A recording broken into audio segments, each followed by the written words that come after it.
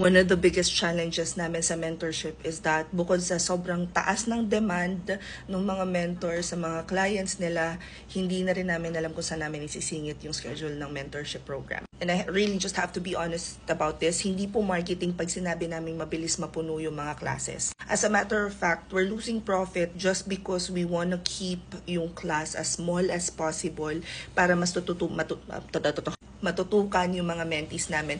Mapapansin nyo, itanong nyo sa mga mentees namin, hindi lumalampas ng napakaraming tao sa class because may 2 weeks siya na internship.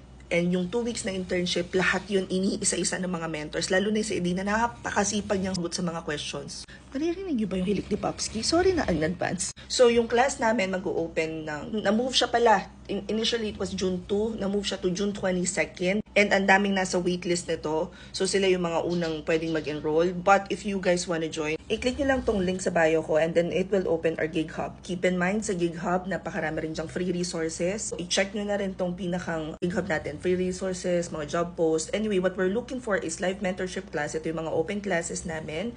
And you just have to click on 999 Social Media Management and Marketing with Internship. It will open the form. Doon nyo na makikita lahat ng detalye kung paano mag-enroll, paano mag-join. After ma-validate yung payment ninyo, you guys will be sent an onboarding kit. It's an online onboarding that you need to take as soon as possible. Sa part ng onboarding na yon, tuturo namin kung ano yung pinakang process. After that, you will get the calendar invite. So, saka lang kayo may schedule sa live training. And humabol na kayo guys because again, June 22nd yung class pero magte-take pa kayo ng onboarding. After nung live session, may 2 weeks na internship and then saka kayo magte-take ng final activity at saka application book at saka makaka-schedule ng one-on-one with me. Hope this helps. Comment any questions you guys have about working from home. Follow for more work from home. Chase Miss Bye. Ay, teka, wait. Kung sa Instagram nyo pala mapanood to, ito yung i-click nyo. At pag hindi gumana yung Instagram at saka yung TikTok, punta na lang kayo dito sa Facebook page ko. Makikita nyo na dyan sa mismong video na to, yung sa caption, yung link to enroll. Ganon din naman sa YouTube, nasa description box lang. See you at the classroom. Bye!